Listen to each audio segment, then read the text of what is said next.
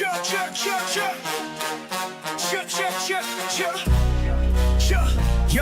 Vegas lights shine bright, bad boys sitting pretty. Michael, Steve, Rob running things in Sin City.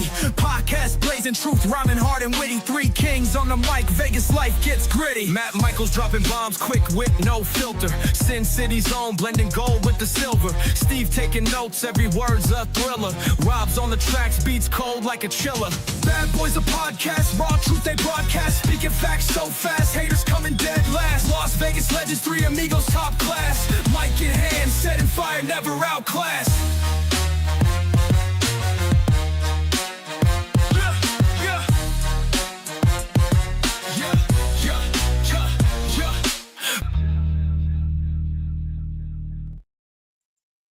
Welcome, everybody, to the Vegas Bad Boys podcast. I am Sin City Steve, being joined, as always, by Rob Bossolari at Vegas Trump Guy. Rob, how are you, brother? I'm hanging in there. Yeah, man. Yeah, it's it feels like as if we just did this shit not too long ago, but we're back at it tonight. I want to say thank you to everybody for hanging out with us tonight.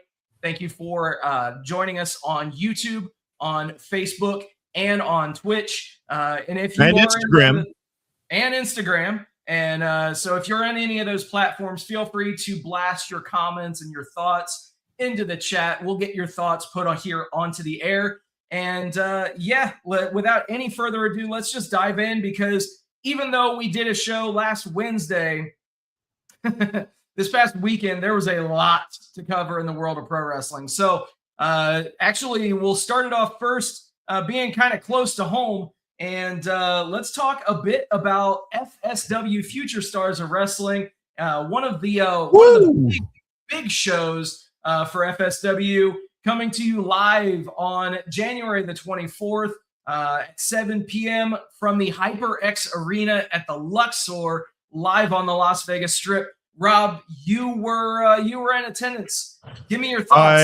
Let's see. I got to see the majority of the matches. I think I just missed the first one, but I want to get right into it and say thank you so much for Kenny King for entertaining the people of Las Vegas for 20 years. Absolutely. TNA, FSW, absolutely amazing performance against G Sharp, which ended up becoming a tag team match. And we got to see Kenny King, the king of the night, the king of Las Vegas, one last time before he moves to the city of Austin. So wherever your travels may take you, I hope you're still able to perform in ring, but thank you so much for doing so much. It was awesome. I don't know if you got the picture, but I was also able to meet Chris Bay, the commissioner, the new commissioner of FSW. He's incredibly welcoming. I would like to see him be able to perform in some capacity, but the fact that he's up and moving, looking, all beefed up, God bless you, man. We always, wish for even better for you in your recovery, but I'm so glad you're at least able to still participate. And that doesn't happen without Joe DeFalco making that happen. So we're talking about upstanding people. The 8-man tag match and the scramble match, just great performance in ring, great high flying and technical ability. The title versus title match.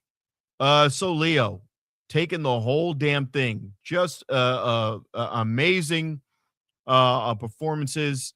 And I think, the mariachis, did not expect that at all. You have to understand, like some of the guys, I don't get to watch this as much as I should.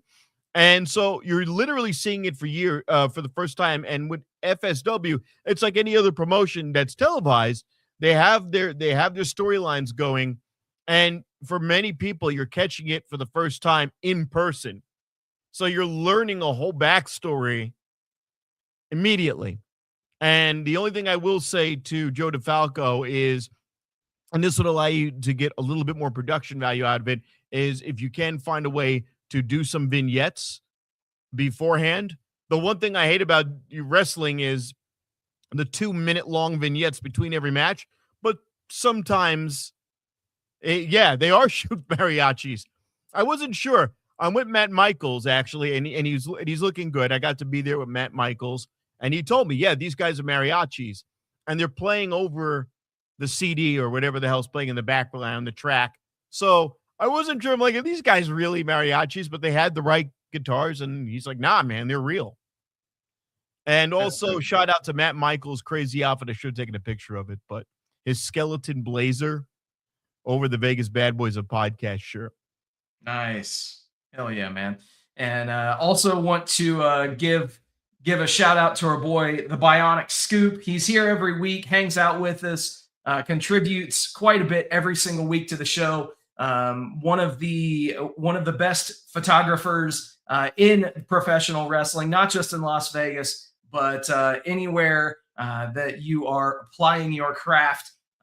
Yeah, Scoop, he captures greatness every single week, man. So shout outs to you, sir. And just another one of those team members that is making FSW run.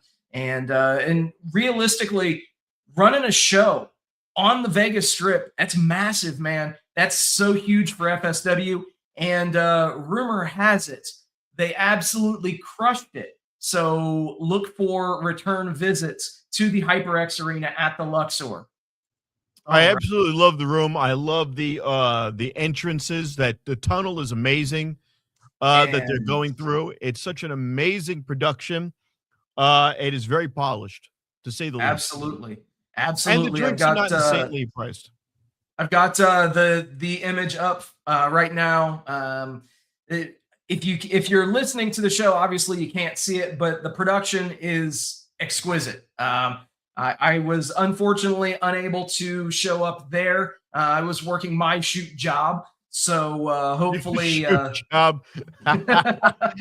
shoot job. Hey man, so that's what we got to do sometimes. But I really do want to make it to the next show at the HyperX because good things are afoot for sure for FSW. All right, turning over to let's talk a bit about WWE programming first. And I know we want to talk about Saturday night's main event. I know we want to talk about Raw. I get that, but we gotta go in chronological order just because some things got set up. So let's start with SmackDown. And Rob, what stood out to you from SmackDown this week? We're seeing it again. Let's go with the tag stuff. If they don't pull the trigger and do something drastic with a lot of these guys, I mean, Carmelo Hayes' wrestling banger matches, great. I don't give a crap about Damian Priest. He could set himself on fire like Cody did and go through tables. I just don't care. Against Trick Williams, it's great throwaway match. You've got my favorite, which I will still drink Jade Cargill's bathwater, but she's got to be more dynamic. So again, going up against Chelsea Green, it's a face against a super bitch heel persona. I can only go so far, but the tag stuff to me is a little stale. I don't know how you feel about that with these two factions. Yeah, first things first. You mentioned Carmelo Hayes. He did retain his U.S. championship in an open challenge match against Ilya. Thanks to the Miz interfering, and you gotta love. And I think it was Donovan Dijak that actually tweeted it out. How the sell that Ilya gave to the code breaker type move that he was hit with was awesome. Doing a full on going for a flip with that was pretty awesome. Elsewhere on the show, you mentioned the tag team division, and we do crown some new tag team champions as the MFTs come away with the gold, defeating the Wyatt Six. I think that this allows them to kind of push reset on this tag division because, yeah, man, it's mired in mediocrity right now. It is not great. And this match was a microcosm of that division currently. I was not a huge fan of this match, to say the least. And hopefully things can just go up from here and things can just get better from here. because tag team division currently in WWE is dead, absolutely dead. And I can hardly remember who has the belts on the Raw side. I have to think about it. I have to really strain my brain to think about it. Oh yeah, it's right. It's the Usos and Jimmy's off on personal business. Right. I'm not happy about it because I never cared. It's just a clusterfuck of people versus a clusterfuck of people. Now these guys are going to hold on to it forever and a day. You're going to have a bunch of people going, I can do it with our combined energy and love and the love of the children. We can overcome. And then they're going to get completely outnumbered because it's a 5-2 scenario. You know, maybe some luchadors will break it up. I don't really care. The MFTs are a drier, less entertaining version of the original Bloodline. Yeah. What we're looking at are members of the Guerrillas of Destiny, and it's basically a faction of people that hail from New Japan Pro Wrestling, and they're all Bullet Club people. And I'm going on a long tangent, but everything that's involved with the Bullet Club is now shit across all promotions.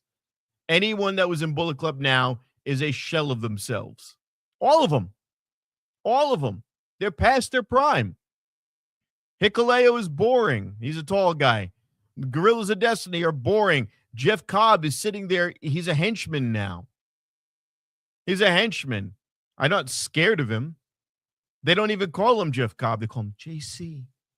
Yeah. Because I guess you couldn't even let him have Jeff Cobb. Yeah. And it's boring. And it's going to be a boring title run.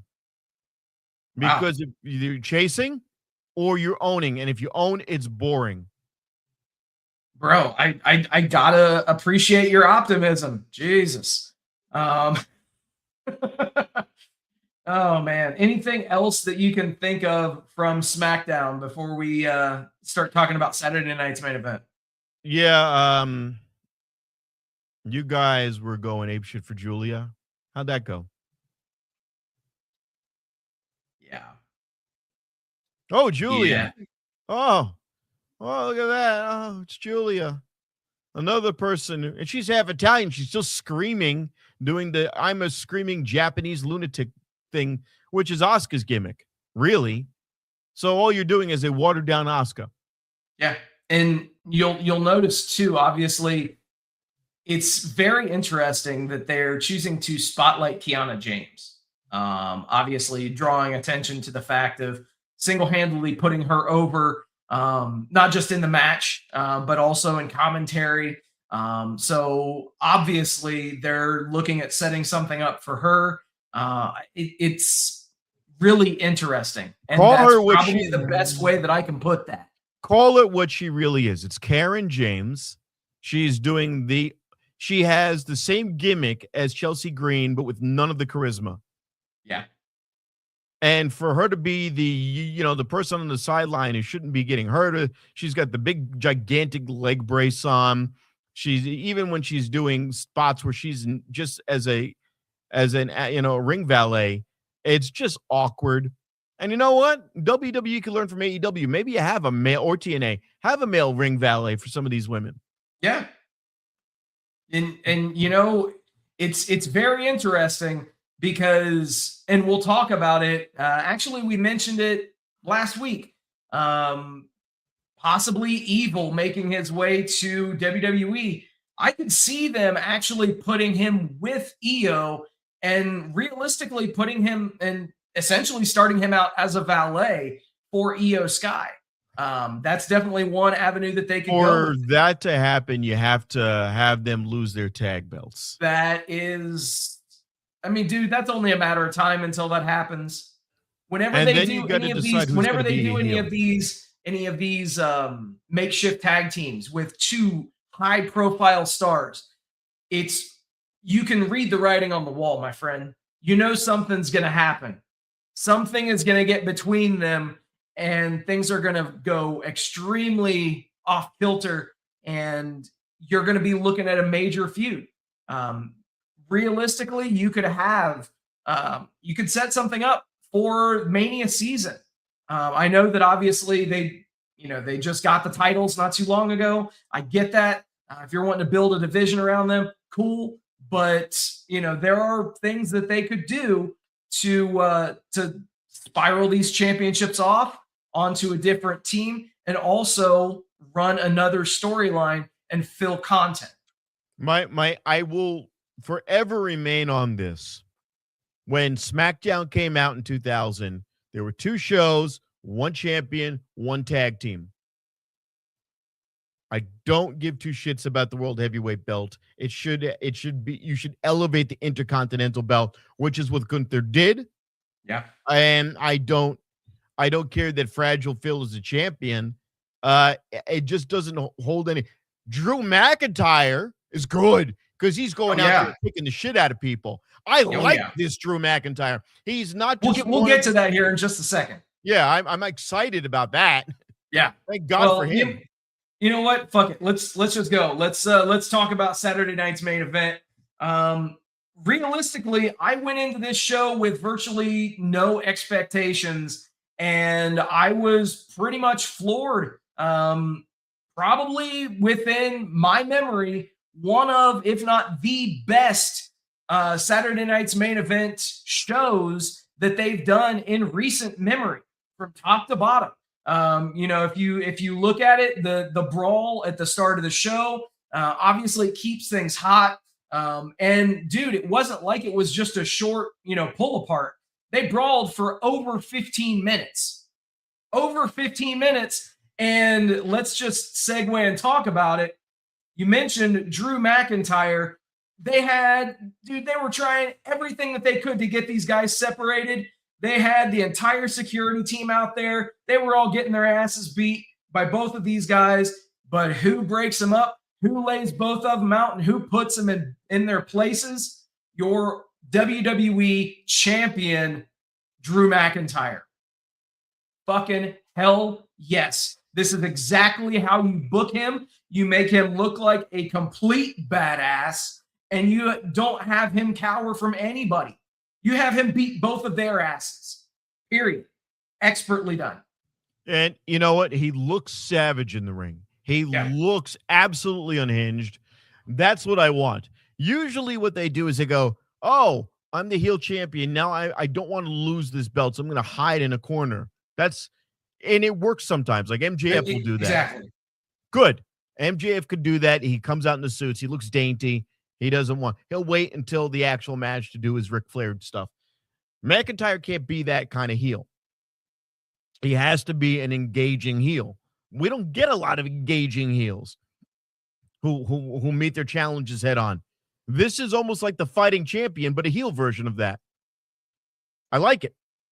Yeah, I like it. Absolutely. Absolutely.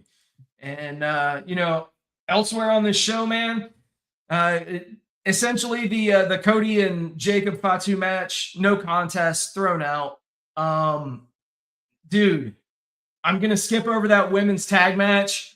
I got to talk about this AJ and Nakamura match, man. Holy shit. Mm-hmm. These guys, they did a January 4th Tokyo Dome show match. Not on January 4th, not in the Tokyo Dome. This was a fucking great match. Arguably one of the better matches that I've seen from WWE in years. In terms of match quality, in terms of the drama. They played up to their history. Obviously, both of these guys, they have a storied past with one another. Here we go. So starting off, you have AJ come to the ring wearing a mask, and the first time that he does it in his career was at the Tokyo Dome 10 years ago against Shinsuke Nakamura. And you know what, Rob? I got to give props to Michael Cole, and I got to give props to TKO because they actually said that shit. They name dropped everything. They didn't hold anything back. It was glorious. That is the type of shit that you need if you're going to be objective when it comes to wrestling history across the board. Mhm. Back and forth match. Dude, But also the thing with New Japan Pro Wrestling is they'll have finisher, finisher, finisher, 3 in a row. Yeah. Finisher countered by finisher. Phenomenal forearm countered by a landslide. That's the kind of fast-paced New Japan Pro Wrestling style. WWE would do a finisher, drag it out, go to another one, drag it out. No, this was in a New Japan style of engagement. Would you not Yes. agree? Absolutely agreed. I mean, everything from the pacing to, let's call it what it is, the strong style that was used. There were a couple of really snug shots, specifically one knee shot that Shinsuke Nakamura took to the chops. Brother, like they were laying him in. This was chef's kiss. Well, I have a question for you. Yes. I have a question for you now. This is where my head I start to scratch my head. This was a good match. Fine. Why isn't this the norm in WWE with the talent that they have? Why is it that you've got outside of Drew with the belt of their title holders, everybody else is stale and dry and pasty and boring. So why are the good matches limited? And if this is a New Japan strong style match with that kind of pacing, then why isn't that something they can just look? You're going to get it out of Carmelo Hayes, but there's nothing backing it. There's no personality to the guy. There's no catchphrases. Carmelo don't miss it, fine, but there's nothing else there. They need to find a way to bring it together. They have all of the pieces there. It's almost like they don't want to finish the puzzle. Yeah, it's the thing that I have to say is WWE's style is one that is focused on what generates dollars and cents, what is applicable for years upon years of a wrestler's career. So they choose to focus on moments, not necessarily on moves. And there's definitely a lot to be said for both camps as far as which make the lasting impression. Personally, I love the hot spots. I love the high spots, I should say. WWE's matches, they tend to as of late, I don't want to say bore me, but they do tend to ruin my immersion. I think that it's when now is caked on coffee. The reason why there's caked on coffee in here is because I was falling asleep during Raw. Sorry. No, you're good. I just saw it in my periphery and I'm like, wait a minute. A great example. Yeah, absolutely, man. But yeah, I think that what you see with WWE is you will see fewer risks being taken because they're looking at long-term investment. So obviously they're beholden to shareholders. They are in the business of making money at the end of the day.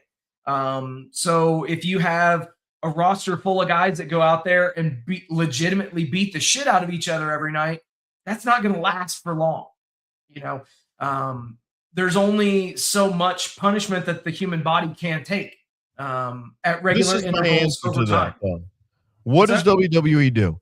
They build up a story. They have a pay-per-view. Then the hero goes, all right, I put that guy behind me. And then they run it back and they do the same match, but they elevate it a little bit. You have so much talent that if you put more people into the rotation, instead of having the same babyface and heel go at it for 2 pay-per-views straight, maybe you would get more matches like this. Buddy. And I don't know why. Like, again, Shinsuke Nakamura might be saying, I don't want to go on I don't want to be traveling. Maybe they're going, I don't want to travel right now. So I just put me in here and there, sprinkle me in here and there. I'm not ready to do it. Fine. You've got deep pockets. You do. And you've got a lot of people Now we're seeing Jordan Grace being brought up. Cool. Start using these fucking people. Start using them the right way, and then drop them off. Go back, drop it off. Go back, drop it off. Yeah. Yeah, absolutely, man. It's just to put a button in this. I think that this match does give some credence to the fact that, and we'll talk about it here in just a minute, we just might be seeing AJ Styles' final match at the Royal Rumble. Say what you will. But they definitely played up that this was their final showdown. I didn't catch Raw tonight, so obviously we'll talk about that here in just a minute. But in terms of how things came across, it's looking pretty interesting as we get into the Rumble, for sure, because there are a lot of questions for sure. Right here, as you see on the screen, again, they did duplicate the pose from Wrestle Kingdom from 10 years ago, and after their iconic match there, and both guys obviously left New Japan to go to WWE. But what did you have anything to throw in about this match, Rob? I don't care about Sami Zayn winning a fatal 4-way. Okay. I don't care because they're pandering to the audience in Riyadh. And that's it. He's not going to win. He's not going to have any fucking moment. God help you if you put that belt on that idiot. Because even when he's another chaser. What did I complain about with Drew McIntyre? He's a chaser. So what is Drew McIntyre doing now? He is still acting with the same hunger as if he doesn't have the belt. Holy shit, somebody learned. When you give Sami Zayn the belt, even when he tries to act like he's gets it, and he's angry and he's boring. Yeah. He's just boring. The funniest he was his buildup with the where it was his comedic with the bloodline participation in the bloodline. That's the only time he was relevant as of late. And honestly, I would not mind if they did the full reset on him, cut his hair, and have him come out like he did 10 years ago and almost just reset him. Make him take a couple of pay-per-views off, have him come back, complete reset, not the bum look, and have him come back, if at all possible, maybe with Kevin Owens. Either in some sort of capacity where Kevin Owens comes out as a manager, but at the very least reset him. Him and make him either a smug, I'm better than you kind of heel, or just make him a baby face that I could get behind. But the bum baby face, I don't like it. Yeah. I know chicks dig beards right now, and that's why you've got that thing on your face, man, but shit. Yeah, exactly, man. I totally get you there. I think the thing that stood out to me out of this match, out of this 4-way, was honestly just how over with the fucking crowd that Trick Williams was, man. Like you mentioned earlier, how Jordan Grace has been thrust into that title division. Trick is in the main event. He is going to be in that scene for a while if the rumors are true. And if the crowd response from this show was any indication, dude, here's the thing. And whoop that Trick louder than almost anything on that show. Trick Williams has a persona, and he's got ability. Yep. There's a white guy I know with persona and ability. Yep. His name is LA Knight. For whatever the reason, no. I don't know. And there was another guy who was over when he came over to the main roster, and he said, "Bask in my glory." And we were like, "Oh God. Gone. Hey man, you got to watch out for those Bearcats, man. What the You know, Yeah. I don't know. There is an expiration date on any wrestler when the Yes. crowd is in them, and WWE waits too fucking long. AEW does kind of what I'm suggesting, which is they do shoot through feuds quickly, and sometimes people get lost in the shuffle, but you Yep. do get a chance to see your guy and to get behind him. And AEW will respond in kind and put them over. They don't waste time on that, at least in my opinion. AEW Yeah. does not waste time putting a couple of rockets on a guy. They just don't promote their fucking show well, Yeah. No but they kidding. know what to do with the talent that they have. Yeah. Absolutely. And obviously we did kind of gloss over the women's tag match here, but obviously Rhea Ripley and Io Sky successfully defending those championships against the Judgment Day. Liv and Roxanne, can't have Liv taking too much punishment in that match because she's got to be well rested for Saturday so that she can win the Rumble, right? Mm. Yeah, that's something that's interesting. Is obviously, we got a Royal Rumble coming up in about a week, but before we get there, we got I to thought that was this finish. Saturday. What's that? I thought that the Royal Rumble was this Saturday. It is this coming Saturday. You are correct. Yes. Okay. You are correct. But let's talk about tonight's episode of Monday Night Raw. And Rob, I'm going to be completely relying on you on this one, bro. Right. Okay. I need you to tell me what happened. All right. So let's do the Adam Pearce thing first. Adam Pearce, they accused him of throwing his hands on Braun Breaker, and all he did was he grabbed him by the shoulders and flipped him around and said, "Stop this." That's not putting your hands on anyone, but that's the gimmick that they're going with. So Adam Pearce's answer was, not only Braun are you reinstated, and not only are you in the Royal Rumble, but we're putting all 4 members of the Vision in the Royal Rumble, with the idea being that they're all going to fight amongst themselves, which they invariably will. It will. Yeah. They will take out some other people, but they will go after each other. Gunther did a little video address with Michael Cole, and which he did a big shit-eating grin on his face. This is wonderful. I retire another one. This is great. Nothing much to be said there.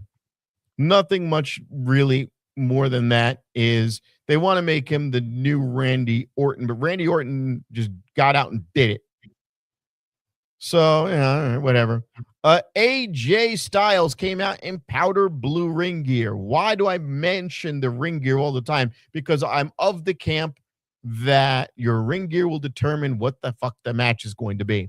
So he came out and he had a banger and he exchanged many blows, many spots with CM Punk, and it looked like he had all the potential to win, but the entire night was set up with CM Punk peppering Finn Balor with compliments. Finn Balor walks up to him and he goes, "You put me over and you made me look good." And I like that. I like it very much. I don't know what accent is that. And he goes, "Well, look, man, I don't give title shots to those who deserve it. I give it to those people who earn it. You earned the title shot. You have the ability. You're one of the best people left. Just get the hell out of the Judgment Day. Get away from scumbags like Dominic Mysterio." So he goes, "Hey, yeah. Well, it could be a face again. Boy." And then he walks away, he turns around, and there's Liv Morgan going, "Really? I heard that. We're the people who backed you. We're the people who supported you. We're the ones who told you to go and fight and get that belt. We're the ones who did that. Now you're going to screw us over?" So they're fighting their match, and whoop. Oh, and by the way, why were they fighting the match? Because CM Punk said to, AJ Styles, "Why would you do this with Gunther? You may never get another opportunity. At least you can go out as champion, and we'll have the match tonight." Great. They have the match, and it's interrupted by Prince Devitt himself. Gets out there, the Demon Prince, fucking Judgment Day prick comes out there and ruins the match. Of course. And it was a quality match similar to the quality of what you saw on Saturday Night Main Event. It was a memorable match, but because it was interrupted in the way it just deflated the whole room. Oh. It was a very just, but you said it a mile away. Yeah. A mile away did we see that that he was going to go and do that. You finally get an answer from Natalya, and it was the most bland, boring. I warned her. I'm a legend. You thought that you could fight at the level of a legend? Huh. Once I'm done with you, I'm going to go after Becky Lynch and take my belt. This is going to be my belt. Once I'm done with you, boring. Fucking boring. She could have addressed the inadequacies in the ring. Maybe, I hope they do that. I hope they roll the footage of the 2 matches that she had and said, "What I taught you more than just an ankle block." And what do? You keep locking her up at the ring rope where your opponents can get away. So you're gonna pay for not learning. She should have been more succinct and clarify instead of just being, "Oh, you're sloppy in the ring. Oh, you thought you were at my level." Okay. Now I hope that Maxine could come out there and I would give her a zinger and said, "Wow, I'm getting lectures from a washed up bitch from 10 years ago when your fucking belt had a butterfly on it." Okay. That's what they thought of you back then. That's exactly what I would say. I would make fun of the divas. I would go at her for being a diva, and that would be the best promo she could cut. As for your fatal 4-way, you had Rio Bravo and, other white, Mexican latte versus the New Day. You saw the New Day getting their hair cut at the beginning of the show by, Grayson. Grayson Waller was, cutting Xavier Woods' hair, and he was just waving buzzers around. He wasn't anywhere near his scalp. He lifted his dreadlocks and he was just kind of waving a buzzer around. And then they are the New Day getting their hair cut by Grayson Waller. And he's going like this. I'm like, oh, Jesus Christ. You see the Creed brothers. They're not winning shit. No. Let's be honest. They're not going anywhere. No. They are donezo. They're that look of just, Brutus is smiling. The other one goes, "Yo, man, where my checks at?" They have a couple of spots. He does his little cannonball senton type move. The New Day do a couple of their classic spots. The luchadors or, the Americanos look good in the ring. But who comes out with a big, gigantic senton is Tozawa. Tajiri. Yeah, I was in it again. I caught myself. I'm you know what? If he keeps fighting the way he does, I might remember his name on the first try. I doubt it. No, they did an excellent job. It's going to be Alpha Academy versus the New Day, versus the Usos. And I corrected myself again. They're going to lose. The Usos are going to win, but they're going to make it entertaining. Now, is it going to put the Alpha Academy on the map? The only way that happens is if Chad Gable shows up, which I don't know if he does. I don't know if he just, relinquishes his, Grande Americano thing, or if he just goes, "You know what? I see the error of my ways. And without me, the Creed brothers, you were losers. And now I see you guys are in the limelight. Maybe I go and reform the Alpha Academy." And he could do that. And they could reject him, but he needs to re-inject himself and involve himself with all 4 of these people. Yeah. Because he does need to address that. And at the same time, he also needs to come back and show up and interrupt wearing a Grande Americano, outfit. So there's so much you could do with him, but with those 2 guys, it's again a filler match. Riyadh is unfortunately for filler matches. Yep, that's how it's always been. But And this weekend, it'll be a bunch of women in ridiculously slutty leather dominatrix outfits, which defeats the whole fucking modesty. Why? Don't even have the women wrestle there. Just don't even bother. I would be annoyed if what's the point? It's going to be a bunch of Middle Eastern dudes going home jerking off to chicks in rubber suits. Yeah, this is easier to clean up after one of those bukakis. Yeah, exactly. Easy cleanup, man. It's stupid. Yeah. It's stupid. Yeah. But speaking of erecting things, here is what's happened over the last month. January 5th. Yes, three weeks ago. It was a vacant lot. January 15th. Somehow in 10 days, they build up the arena. And as of January 25th, everything is a go. They built this fucking arena from scratch in 3 weeks. That's insane. If you look at the January 15th picture, this looks so sketchy. Oh, yeah. Oh, my God. That looks so fucking sketchy. Like, this is what it is. It is good enough for a day. It looks like somebody took a bunch of high school steel steps and just stacked them on top of each other. This does not look safe at all. Not at all. Does not look safe whatsoever. But in any event, man, we're here. It is the Riyadh Royal Rumble coming to you live on Saturday afternoon. Here over on the West Coast, it's actually going to start at 11 a.m. Saturday morning. All right. Yeah. All right. Don't drink Friday night. Rob, without any further ado, because everybody wants to chime in and talk about what they think is going to happen. Let's throw out some predictions, shall we? Yeah, let's do what do you that. got? You started off, and I'll. All right, man. So first things first, AJ Styles versus Gunther. We've talked about it quite a bit on this show already, and it is the career-threatening match. So if Styles loses, his career is over.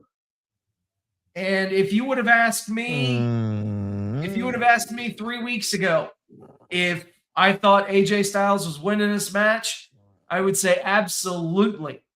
But if you ask me again after Saturday night's main event, and from what you were saying with Raw, I think Gunther wins this match, and AJ's final match occurs at the Royal Rumble, which ironically enough was where he debuted just so many years ago. 10 years ago. 10 years. It's completely well-rounded. It's a complete story. It gives Gunther something else to hang his hat on. I hope after this he goes, oh, geez, I should retire CM Punk next. Please go after CM Punk next. Please go after CM Punk next. I'd be down to see that. Yeah, it's very likely. I would like to see AJ Styles show up with Will Ospreay at fucking AEW 3 months down the line. I would shoot ropes for that. Please, AJ, do it. You want to win a belt? Go win a belt over there. They need you.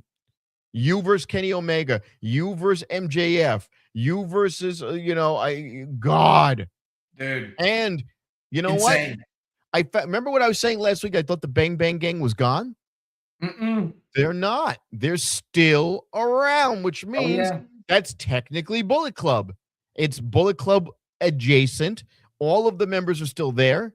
And they said that Billy Gunn is a member now.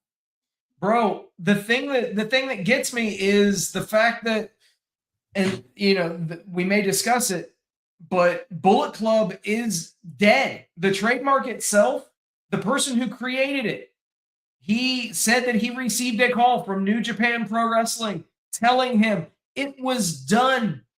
So realistically, if you're Tony Khan, why don't you just buy the fucking trademark at this point and just bring the Bullet Club to AEW? You don't even have to do that. They're already there. You just have But that's what I'm Jay saying White. is bring the actual name of the faction. All you need is Jay White to just show up and go, we're Bullet Club Gold. And not even Bullet Club Gold. Just say we're Bullet Club. Yep. We're Bullet Club. And you've got Ace Austin, which is Bullet Club. You've got Billy Gunn and Austin Gunn, which are Bullet Club.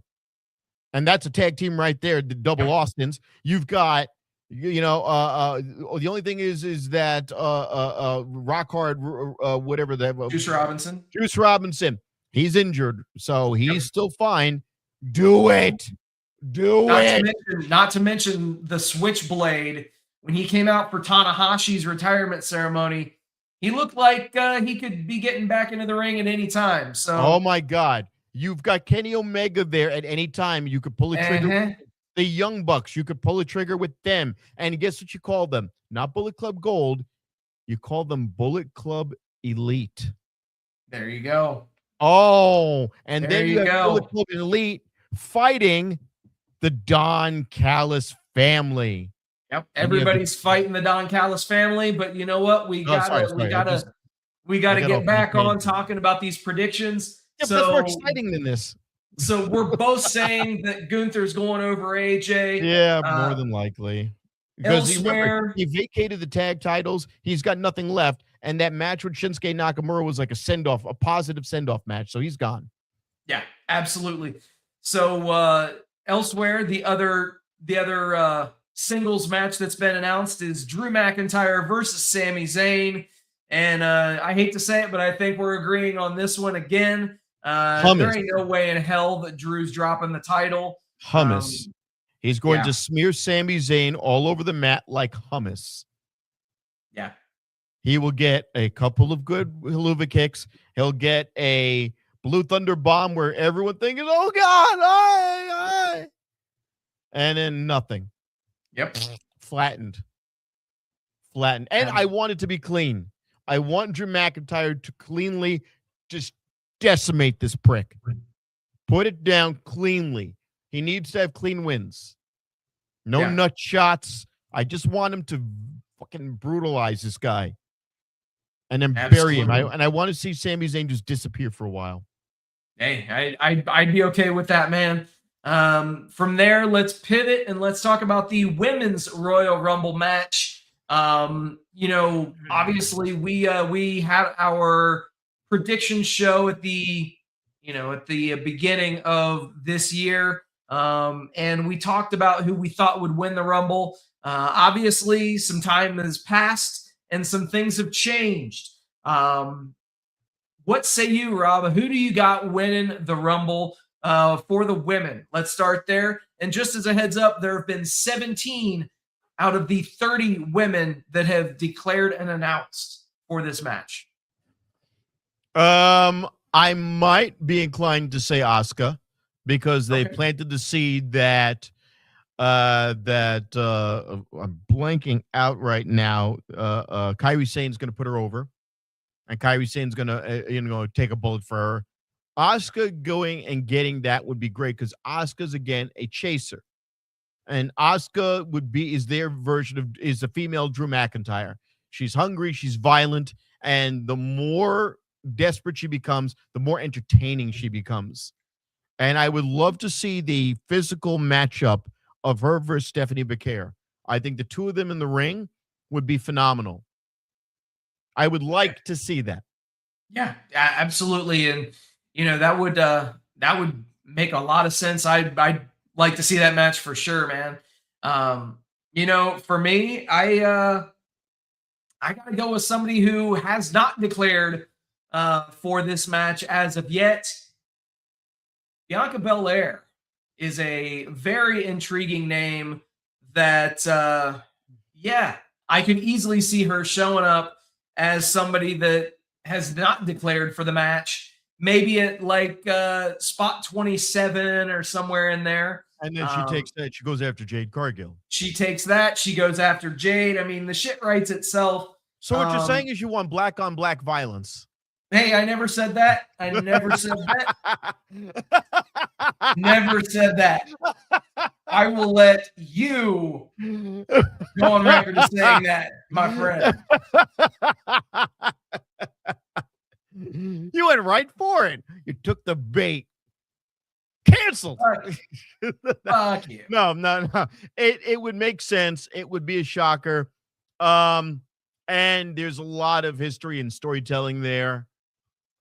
Jade Cargill will easily point to the fact that not as much was done to protect her from Naomi. Right. And that even though you did dump Naomi, you did not do enough to support me, and I had to do it on my own. And look what I accomplished. Yeah. So that would be, both the ways would be interesting. You know what I'm saying? I want both of those stories. I don't care how we get there. I want both of those stories. I want Asuka versus Stephanie Vaquer, because that would be the best in-ring and storyline leading up. And I want there to be Bianca Belair versus Jade Cargill. But you could also make her a heel. You could make her a heel. I've been clamoring for that for a while, but I think she's got some loose ends in this story, man. I think she's got to come back and, she's got to take care of Jade. And she then comes after out, that, the crowd pops for her, and Jade goes, "Why the fuck do you cheer for her? I'm the champion. I'm the one who had to overcome so much. I'm the one who got my skull split open by Nia Jax, and you get the cheers." Yeah. Absolutely, man. Well, so that match should be very interesting, especially, like I said, almost half of the participants have not yet announced as of this very moment. And this match happens on Saturday. So you're going to get some divas. You're going to get a Bella. Yep. You might get you got to get some AEW people. TNA people. Yep. Which TNA people show up? I think you could see Lei Ying Lee, number one, because she has a connection with WWE, and she's got the strap. At this point, there's almost a precedence since the NXT TNA thing's been going that they have the Knockouts champion in the Royal Rumble. They did it with Mickie James, and my head exploded when you heard hardcore country. I was like, oh, because WWE, it's a little awkward. They oftentimes don't know how to address people when they have two names. It'll be interesting to see how they address her. Should she make the entrance? Yeah. Would that give her enough cachet to get her way back through NXT? No, I don't think so. Okay. I don't think so. I think that obviously if they wanted to bring her back, then they would already have done so. They've got enough of an eye on that product. Now, that's not to say that this won't get her back there in time, but I don't think that will be, I don't think that she's in consideration as of yet. Okay. Now, I would like to see them project Pete Rose in the ring and then have Kane show up. Kane? Hell yeah, man. And then let's turn over. And have him eliminated by Gain. I want Gain to show up and eliminate Kane. Nice. Well played, sir. If you know, you know. Yeah. And hey. Yeah. Let's talk about this men's Rumble match, man. Who you got winning the men's Rumble this year? Not Cody Rhodes. Nope. This is a tough one. My mind, I've had a long time to think about this, and I still can't come up with an answer because there's with so many people getting retired. Jericho is going to make his appearance now. That's 1,000% certain, but he's not going to win. Jericho will definitely be in the match. He's not going to win, but they'll make it close. They'll have a nail biter with him. It's got to be Braun Breaker. It's got to be Braun Breaker. There's too many people involved. Braun Breaker goes and Who does he go after, though? That I don't. I mean, he goes after CM Punk, I guess. But, yeah, Braun Breaker. And then he Yeah. beats CM Punk at WrestleMania. And you know, and then he comes out with chain link, you know, headdress and blonde hair and Oakley Yes. glasses. And he goes, Fuck I'm yeah, a big dude. Papa Punk. Ugh, ugh. You know, and then they just see them, you know, injecting steroids right into his freaking arteries and muscles. And Exactly. Dude, you know, if that happens, yes, sign me all the way the fuck up for a Braun Breaker win. Yeah, seeing New Age Big Papa Pump. Yeah, oh that God, if he did the I'm in. costume, my I'm head would in. explode. I'm in. Oh, Um, oh, however, you know, my pick for the Rumble, I've got to go. I've got to go with the Tribal Chief, man.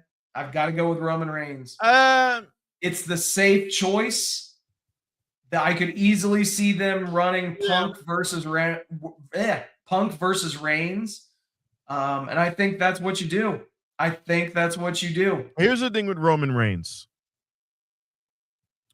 Roman Reigns is what he's always said he is. He's not a baby face. He's not a heel, which can lead him to become stale. And right now, the Usos look stale. Yeah. They just look crusty. Jimmy Uso does not have. They never had a great physique, but Jimmy Uso is carrying 20 extra pounds. Jey Uso is looking good, but he doesn't have mic skills. So what do? Do you put him in there and just pair him up with his, cousins and just try to reform the bloodline? Because right now you've got the other one's a heel. How are you going to have a bloodline member, the Samoan Werewolf, over on SmackDown being a heel when the rest of those guys over there in My Family Tree are heels? So you can't make him a baby face now. You don't have a complete bloodline to put up against anybody. If you put him out there, he's going to be on an island on his own, pun intended. But he's going to be out there on his own because there's nothing you can pair him up with. So it doesn't make a lot of sense. If you do Braun Breaker, he's fresh. Yep. Let Roman Reigns, let there be a Braun Breaker 3 or 4 months, maybe 5, then have a babyface run. Then Roman Reigns can come in. Whether Roman Reigns becomes the babyface that defeats Braun Breaker with a combined, element of the bloodline, maybe that would work then. I don't know. But I'm not entirely thinking you're wrong because it just seems like the most WWE-esque thing to do. Right. And since exactly. the place run by Paul Levesque, yeah, they will pull the trigger on Old Faithful. Yep. And that's my thing, dude. I would love for somebody new like a Braun Breaker or somebody to win that match, but I don't think they're going to do it. I think they're just going to go with Old Faithful, like you said, and they're going to play it safe. Here's the thing.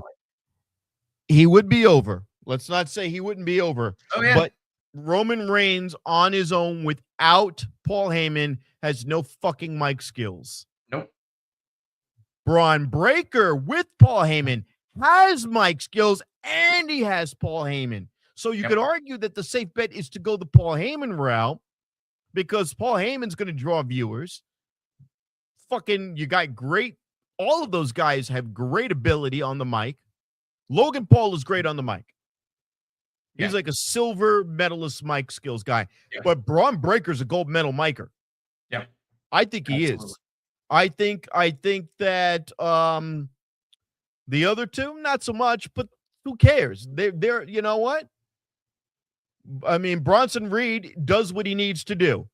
Yeah. Bronson Reed to them, it's like what's his name over there with not enough caffeine. With AEW, where they have you have Jon Moxley, but who's right under Jon Moxley? Claudio. Claudio Castagnoli is right under John Moxley. That is what Bronson Reed is to that group. Yeah, he's yeah, he's a good. He's the lieutenant. He's the man at arms. He's the enforcer. He's the heavy. Yeah, he's the heavy. Good. They have a perfect recipe there, and as heels go, they're over. They're heels that I like right now. There's no reason not to pull that trigger. Then you get 2 or 3. What is it till WrestleMania? 2 months? Yeah. 2.5 months. All right. You get all of that time to have Paul Heyman in the front and center, with Braun Breaker cutting and sick promo after sick promo after sick promo, and then let the Bloodline reestablish themselves. Let Jimmy Uso get back into shape. I think he needs to. Yeah. I think Jimmy Uso needs to get polished again. Have the Usos come back up, bring back the Bloodline. Sami Zayn, if you're going to put Sami Zayn somewhere, put him with the Bloodline. If you're going to shove him down my throat, put him with the Bloodline. That's 4 guys. Bloodline versus My Family Tree. If that doesn't fucking happen, Triple H, you're an idiot. Yeah. That has to happen. That has to happen. Well, we'll see, man. I don't put too much faith into it, but let's because we want it. Yeah, exactly. Let's pivot. Let's shift over to AEW. Let's talk a bit about Dynamite from this past week, where we saw Swerve Strickland and Kevin Knight put on a banger. But I'll tell you, and I somewhat called it. I said the match that I was looking forward to the most on this show was Kenny Omega and Josh Alexander. Those two went out, absolutely crushed it. And, dude, solid match. Go check it out if you didn't see either of those two matches. The Swerve match, Kevin Knight, very solid as well. And then, obviously, Kenny Omega, Josh Alexander. Rob, what say you about Dynamite? Samoa Joe versus Speedball Mike Bailey. It was a handicap match, 3-on-1. Yeah. No shit. Yeah, man. It was almost House of Torture levels of, oh my God, are you serious? And he kept getting back up. Yeah. He hit every one of his finishers and his signature moves on Samoa Joe, did Speedball Mike Bailey. Yep. And it took Hook, and it took the wrestler Shibata. To take him out. Yeah. And of course, because we all know that Powerhouse Hobbs is now, what is it, Reese Keys? Man, we'll talk about it. We'll talk about it in a minute. Don't worry. WWE. But yeah, since Powerhouse Hobbs had his exodus from AEW, but I'll tell you one thing that they brought back this week. Rob, I gotta get your feelings on it. Technique by Taz made its return to AEW Dynamite. And I know, Rob, you love those segments with Taz breaking down finishing moves. What did you think, man? Were you happy to see one of your favorite segments make its return? This is what I want AEW to do. That was perfect. I want AEW to do that little graphic right before the start of the match where they show a slow motion highlight of one of the spots, and they used to put that slow, weird music, and you'd see Riho falling onto Nyla Rose, and then they did it. I want that again. That was cool. It's a simple graphic. Then you can jump into the middle of a match, whatever you want to do. Next thing, they had they had Moxley's wife out there, and they had her trying to do it for a while. Yeah. Okay. No. Taz doing it is better because Taz is a fucking wrestler. Taz is one of the best commentators ever. He's really undersold. Yeah. He's really he plays the heel position, but what he is he is the combination. If you were to take Jim Ross and combine him with Jerry the King Lawler, you get Taz.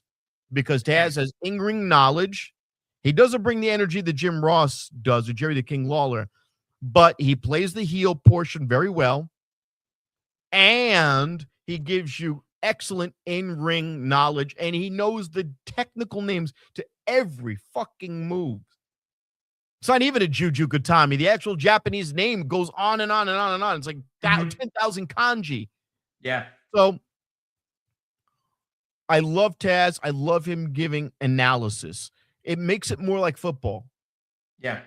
Completely When agree. when you do that, it legitimizes wrestling as a sport that it is. Yeah. I Because completely agree. every match requires a skill set. Every move requires a skill set, and every move has a particular name and a level of difficulty. So when you have a wrestler talking about how the move is executed and its level of difficulty and putting it back in regards to the person conducting the move, it just brings so much more legitimacy to what you're watching. It's perfect. Keep doing these little things, giving the people what they want, and the camera zooms away. These little details is what make AEW a unique show and something I want to keep watching. WWE Absolutely. doesn't do things like this. Absolutely not, man. But let's just finish up here. Obviously, we did see the first match in the feud of the Don Callis family and the Death Riders, and it's a fucking street fight where John Moxley takes a bump onto a board that had barbed wire, thumbtacks, broken glass, you name it. What? Just what? Moxley bleeds more than Renee every month. Oh shit. But yeah, man, it was jeez, dude, insane. Obviously, here's my thing with AEW is I would love to have some of the unpredictability back because as I'm looking at this match lineup, I mean, you can spot your winners all the way up and down this thing, except for one thing. So Swerve, obviously, Kenny Omega, Samoa Joe, Death Riders, but you actually had Megan Bayne and Penelope Ford pick up the win over the Timeless Love Bombs, and we're seeing Toni Storm. I don't want to say being reduced to being a mid-card tag team act, but settling into that role. And even though she's not taking those losses, Mina is, eating all the pins. It's interesting to me because you can tell. And Rob, you mentioned earlier how WWE misses the boat with some of their guys and pushing them. It's going to be interesting what happens the next time that Toni is in the rotation to get a push in the women's division, because she's getting a somewhat tepid reaction now that she's coming out as part of this tag team. Right. She's not nearly getting the massive reaction that she was getting once upon a time. Obviously, that could be a temporary thing. Let's just hope it is. Real quick, back in the day, Britt Baker was the face of the women. Yeah. Now it is Toni Storm. Now there's really no one. It's an open playing field. Chris Statlander being from Mars and now she's from Long Island, which is alien country. Chris Statlander just is not over. She's not over at all. She's stale. She's boring. She's rudderless. They put her with the women's tag team, and that's great. Yep. Julie, Willow Nightingale, great. Willow Nightingale is doing everything right. Harley Cameron's doing everything right. Julia Hart doing everything right. She's doing what she needs to be doing. Isla Donna, how cute. I'm glad to see her working. I'm glad to see that she owned her name. Goes back to what we always say about WWE. If you own your own name, you're fucked. Yep. Hangman Adam Page with the multiple buckshot lariats. Yay. And his old ring gear. Yay. Claudio Castagnoli. He's a savage. He's a fucking savage. Hell yeah, he is. Shida. Dude. I love it. Dude. The fucking forearm strike that Billy Gunn got hit with in this match from Takeshita. Oh my God. I Holy fucking shit. I don't know if I've ever heard as loud of a smack in my life. Here's the Seek thing. out this clip on social media. It's AEW did post it to their social page. Holy shit. Just unbelievable. Billy Gunn is a freak of nature. Absolutely. As he does. He's pushing 60. Yeah. He looks goddamn amazing. But more to the point, they said that he is part of the Bang Bang Gang now, unless I heard incorrectly. Yeah. So that's fucking great. Yeah. They very quietly just added him to the fold. Just do it. Yeah. Guns up. They keep going guns up. He Fuck did the suck it. Just do it. He took beatings and he no-selled. Yep. He no-selled the shit out of Protoshita. Yep. That was, oh my God, the chopsy guy, he was just like, he bounced. Whoa, I love it. He just, Proto star, oh yeah, and he bounced right off Billy Gunn's chest. I was like, Dude, the young guys bumped like a motherfucker for Billy Gunn. They made him look like $1 million, and in return, he made them look solid too when the offense went their way. By the way, go watch WWE, the behind the scenes shit they got. Look at fucking Kip James. Fucking just, Jesse James. He looks like a blob now. Meanwhile, this dude, minus his hairline being slightly back, is if I had to critique him, because that's a terrible picture of him. His hair looks way better than that picture. Oh yeah, that's the worst I could say about Billy Gunn is they did him dirty with the picture. Absolutely, that was but whatever. Yeah. Yes. Yeah. So you had mentioned that Claudio Castagnoli was a machine. Yeah, he got the decisive victory in the main event, and they decided to take the CMLL tradition very seriously. They had Tony Khan be in the middle of the ring to present the belt. And as is the case with every CMLL World Heavyweight Championship match, each guy had a second that came to the ring with them with a towel in tow to act as a corner man. So, I mean, again, say whatever you will about Tony Khan, but the guy respects history. He respects the people that came before and the traditions that came before, while also trying to put a new spin on pro wrestling. So you can't go wrong. And also, I've got to say this, man, and in a roster that is full of 200 minus pound people, when you put together a mean man tag team like Davis and Doyle, and you let them just wreck shop, dude, I love the act.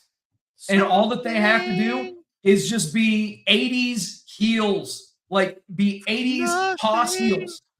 They are something from nothing. Yeah. But you have them beating essentially indie jobbers. Absolutely you do. And that's fine to start with. Do I think they're going to run through the rosters? The rosters, sure. That four-way match, I mean, when they went over, that was pretty decisive, man. They are looking at building this team. I don't know what to think about them yet. They look good, but you know what they look like? They look like two Wardlows. That's fine. They look like two Wardlows. They've got Don Callis behind them, which is basically, I would like to say it's all you need, but we'll see. Yeah. We'll see. Is Davis a good partner for him? Absolutely. Yeah. Good combination. I don't know. Longevity with anyone who just does all heavy route doesn't last too long in AEW. Even if you put a belt on him, it doesn't last long. Well, the thing is, they're different in that respect because, again, that's why the Hurt Syndicate worked, obviously, when they first came in as well. They didn't look like any of the other tag teams on the roster. And I think, yes, these two guys are They wear black trunks. They don't talk because Don does the talking for them outside of them yelling. I mean, dude, it works because it looks like they beat up the night managers at a Hot Topic. They don't have a roster full of these guys. Yeah. That's why I think it works so well. You mentioned the TBS championship, Willow Nightingale and Julia Hart. A solid match, but nothing really to write home about. I'll tell you, dude. Andrade, this gimmick. Magnus. And so evidently the lady that was seated front row that he took a photo with is indie worker Sophia Savan. She has done work for AEW in the past, extra work, and as enhancement talent. So she is a worker. I would not be surprised if this is a thing that they bring her in along with Andrade. It makes sense. He did the whole Garza routine where he strips off his pants and oh no, my clothes. Oh, look, I've got trunks on underneath. And it's like, all right. He's doing every gimmick he can. Why would he need a ring valet if he's part of the Don Callis family? Dude, it adds to the gimmick, man. It adds to the gimmick. But elsewhere on this show, we did get another vignette with the Rascals as well. And we found out that it's going to be Crew, which is Action Andretti and Leo Rush, taking on Zachary Wentz and Desmond Xavier, with Myron Reed being that third wheel. And we can kind of see how this shit's gonna go, man. It's gonna be interesting, but they're gonna win. That's gonna be a solid tag match. Oh yeah. Still pissed. I'm going to be forever salty because you could have had two tag teams. You could have had Trey Miguel go with Myron Reed, and they go in two different directions. That would have been a log jam to have four guys like that, but whatever. It was good. They're the Rascals. Yeah. They don't miss a beat. They as long as you have the core three. Myron to me is always an outsider. Yeah. As long as you have the core three, they will be able to just jump right in and perform like they should. Yeah. And, we did also see a vignette. I wish AEW would do more of this on Collision, where Alex Windsor and Jamie Hayter are going to be making a tag team. Literally, they're not doing shit anywhere else. They're not doing shit anywhere else. And so they put them together. Fuck it. Why not? Yeah. Put some matching gear with them. Yeah. Make people give a shit. And literally, they're not doing anything right now. They're not doing anything. So this just makes sense. My brain is trying to process this one. Nothing. Yeah. Nothing will come of it. That's the thing. They got to make you give a shit. They got to make you give a shit. But one other interesting tidbit was that Bishop Dyer, a.k.a. Baron Corbin, competed in an 8-man tag match before Dynamite this week, which, in case you're unaware, Dynamite and Collision were recorded right after one another. So that's because of the weather that's been going crazy. They were unable to have the live Collision in Texas because of the snowstorm. So they did it right after Dynamite. And so thus they needed some additional workers for dark matches. Bishop Dyer, and according to everybody on hand, they were pleased with what he did. So I don't know. Could we see Baron Corbin, the former Baron Corbin, in AEW? Yeah.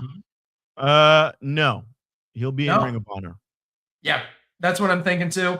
And Rob, you had mentioned this guy. Well, we got the news that Trey Miguel signed with TNA. So thankfully he did land on his feet. The call come from WBD that his AEW contract is null and void. Thankfully, TNA brought him back with open arms. I completely agree. Completely agree. But let's talk a little bit about some other personnel news. And we talked about Myron Reed. His fiance Killer Kelly was backstage at AEW Maximum Carnage as well. And now he is cool. See, there you go. So, yep, Killer Kelly was backstage. Obviously, if Tony would want to bring her in, that would be a net positive for the AEW women's division, given her experience and where she's been. And she wasn't the only one. What? Look at the look on her face. She's like, this guy's going to tear me up later. Oh, yeah. Absolutely. Look at that. Get you someone that looks at you the way Killer Kelly looks at Myron Reed. Oh, my God. Yeah. She's just locked. It's just like, and he's just like, yeah, once I put this blunt down, I finish playing PlayStation, I'm going to wreck that ass. She was not the only one backstage, though, as Priscilla Kelly, the former Gigi Dolan, was also backstage this week. So, yeah, this might just be red herrings. Kelly sisters. We could see, some things happen. But, yeah, it could be interesting stuff ahead for sure in AEW. Let's continue talking about personnel news. And, yes, there you have it, Rob. Powerhouse Hobbs' name has been changed to Royce Keys. What WWE? Hold on. We thought it was going to be Big Willie Hobbs. No, it's even worse. The coolest name for a female wrestler, to me, one of the coolest names was Mariah May. Now, I know we've seen Seth Rollins talk about this. They want to own you. So you got to come up with a new name. So obviously these guys sit there and come up with a new name. I worked in radio. My name is Rob Boslary. My grandfather's name was Williams, so I called myself, and my middle name is Joseph. I called myself R.J. Williams. It's a very basic radio-sounding name. Royce Keys, Lexi's King, Blake, whatever the fuck her name is. Blake Monroe, Frankie Monet. These are terrible goddamn names. Ricky Starks became Ricky Saints. I would have just called it Ricky Saint, but I get it. He tried to keep the same sound, and that was okay. That was a simple crossover. These names are terrible. That's how you start with a shitty name. Yeah. And the thing that so what is he going to have a finish or a tagline of that it's going to have powerhouse. Oh shit, actually. Oh. It's got to have something involving Royce. It'll have Royce and Rolls in it. So what you gonna do when Royce rolls over you? There you go. That's it. That's it. That's got WWE all over it. That's what hell is for a wrestling fan, is probably having to watch all these indie guys or AEW guys go over, and they just record all the times when they try to pick out new names. Yep. And that's hell, where you have to listen to them come up with these shitty names. What kills me is that Aleister Black, Malachi Black. Okay. Yeah, exactly. Okay. I think branding has, it's exponential in what it can do for you. And having the right name is such a key thing. And whether it's, calling yourself Powerhouse Hobbs, whether, whatever it is, whether it's Royce Keys, you got to get your branding down. And that, if I've ever learned that from anybody, I think we might have somebody with us that can talk a bit about a successful branding and a successful name. Yeah.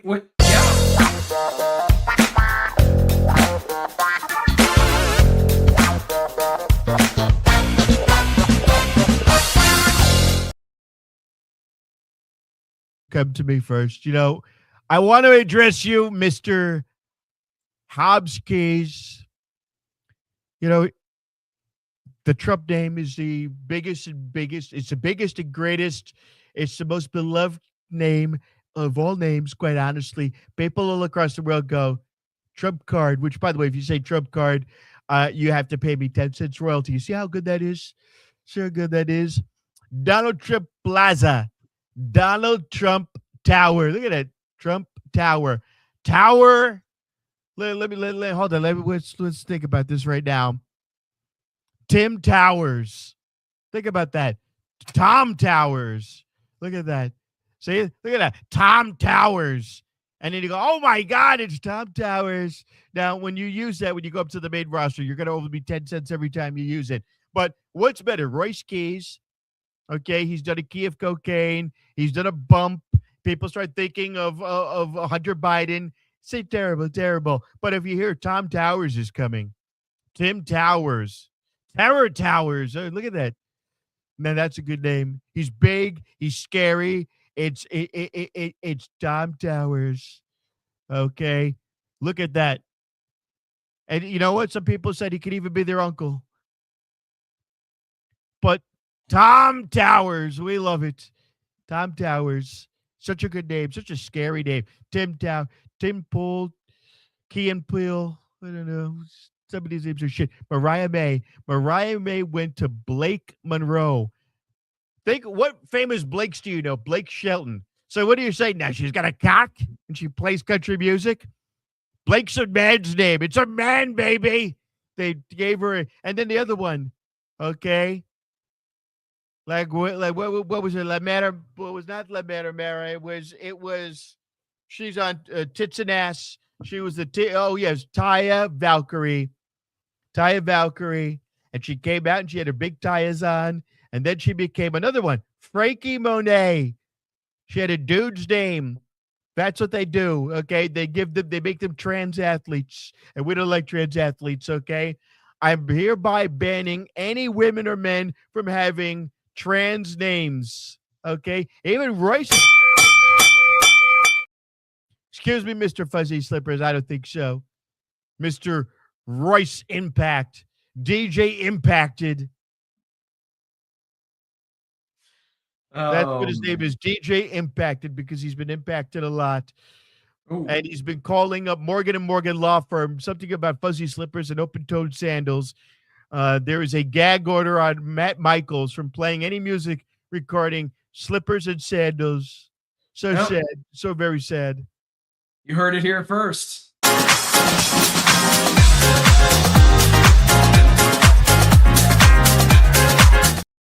All right, so let's take a quick social media dump. And, this just adds a little bit of fuel to the fire. If you can't see the image on your screen, it is a post from Shinsuke Nakamura's Instagram account. It says, during last year's Australia tour at a house show in Melbourne, blah, blah, blah, blah, blah. He had a conversation with AJ Styles, and he asked him point blank, when are you going to retire? He answered, the Royal Rumble. I've already decided. Damn. Oh. So this was during the Melbourne, Australia tour that WWE had last year. So we shall see, man. All right. Yeah. Better make sure that you check out that Gunther match. But also chiming in was arguably the greatest of all time, John Cena, posting a picture of AJ Styles with the IWGP World Heavyweight Championship, doing the Bullet Club salute in his Bullet Club shirt. Yeah, man, right there in Japan. Awesome, awesome stuff. And then he's not the only one leaving WWE. Tommaso Ciampa. This news broke about a week ago. This broke on the 21st of January. So he spells this out that his contract with WWE will come to an end. He is not re-signing with WWE. and he is going to be accepting bookings. And yeah, the thing with Ciampa is because he is not being fired or terminated, his contract expires when it expires, and he will not have a non-compete clause. So wherever he's going to go, he could show up immediately after the end of his WWE run. TNA, TNA, TNA, TNA, or just he would work out so well there. You want him to go to TNA? Yeah, why not? I mean, where else would you put him? If you had a dream, that's the best location for him. Obviously, he has history with a lot of the people in AEW, and he could very well make his way there. But I think his skill set would be better suited with TNA. So I would agree. At TNA, he becomes a big star, and TNA, he becomes a world champion. Oh yes. TNA, he becomes a world champion. Yeah. So, let's get some eye candy. Here you go, Rob. You got Jade Cargill looking great in a bathing suit. It looks like AI, but I'll take it. Hey, you know what? Who cares? Oh. Speaking of bathing suits, Liv and Bailey. Yeah, you gotta love that, man. That's the real one. Yep. That is a real image. That is a real image. Mina and her Shirakawas. Oh man, buddy, this is like oh my God, Lord have mercy, dear Lord. Speaking of AEW, Queen Aminata, looking great. Former WWE and NXT star Elektra Lopez, Carissa Rivera. Yeah, man. Smoking hot. What'd you say? Yeah, exactly. Exactly. I want to have okay. Sol Ruka. We got Sol Ruka. And then last but most certainly not least, Rob, I had to go into the vaults for this one, and I got this one just for you. I'm not Matt Michaels' head on some hot chick. I hope you appreciate this, Rob. Marina Shafir. Oh wow. There you go. Not looking like she's gonna whoop your ass. There's just something like about her. I don't know. She's hot. It's just like a more natural, not sloppy. Like Roderick Strong. Oh my God. Like she must be like choking him during sex. Like she's like that chick. Like they're doing like hardcore shit. For sure. Or they do nothing. It's either they're doing hardcore shit or they're just Netflix and chill. Yeah. One of the two or both. Yeah. There you go, man. Absolutely. So, as we start to wind down, Rob, why don't you tell the good folks where they can interact with you on social media, where they can see you, try to make them laugh, and maybe where they can get a cameo. Rob at Vegas Trump Guy for Instagram and TikTok. Yay.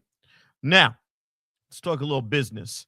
On Sunday, if you want to see me perform, we have as one of the members of the Vegas Four Horsemen of Comedy, Sundays at the Neighborhood Bar at the corner of Jones and Charleston, which is very much the west side in Las Vegas. Sunday horseplay, yay. Wednesday night, there typically is a horseman show at 11 o'clock at the Beach House in Henderson. However, on February the 4th, there will be a new series of comedy shows. It will be a weekly show at 8 p.m., and this is going to be at the Vintage Vegas Lounge. And you're going to be able to say, I'm going to, in the future, I'll have the picture ready to go next week. Remind me. Go to Robin Vegas Trump Guy, see all the news. Our headliner is going to be Adam Dominguez. Our feature is going to be Randall Crabmeat Thompson. And your Four Horsemen of Comedy, myself, Mike Stiggs with the beautiful Stella, and Khalil Mack, Comedy Blast. That is going to be on Wednesday the 4th at 8 p.m. It's in Main Street. You want to grab a bite? There's every type of restaurant under the sun. Get there at around 7. Doors open at 7:30 for that event. It is one of the coolest places at Vintage Vegas, which is at 1227 South Main Street. Take the Strat, go down Main Street, or take Charleston and take one of the back roads and cross over to Colorado and Main Street. There's parking there by Colorado and Main Street, and there's available places right out in front of Vintage. Hell yeah, man. Absolutely. Go see Rob live. The guy, obviously, he makes you laugh every week on this show. Yeah, just go out. I heard the president will be there. Really? Yes, the president will be in attendance for this first Vintage comedy showcase. I will be dipped in shit. Damn. There you go, President guys. Trump will be making an appearance. President Trump making an appearance at the first show on the 4th of February. Make sure you go check that out. And if you can't make it because of certain wrestling obligations, we'll have a show on the 11th. Absolutely. And that will be Diaz Mackey as your headliner with Dan Hall as your feature, myself, Jay Monet, and probably Cleo Mack or Lex Las Vegas or Mike Stiggs again with Stella. Will be on that lineup. Perfect. All right, guys. There you have it. And also, I just want to say thank you to everybody for hanging out with us tonight. Thank you for liking, sharing, subscribing, doing all the stuff that you guys do. We appreciate each and every one of you.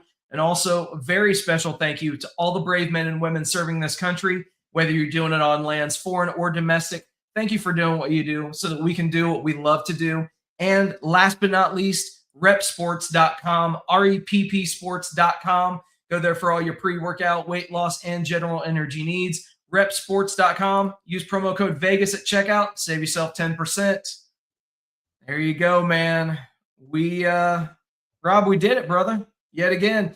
I want to also give best wishes to our brother Matt Michaels. Hopefully you feel well soon, bro. And in no time, we will be reunited.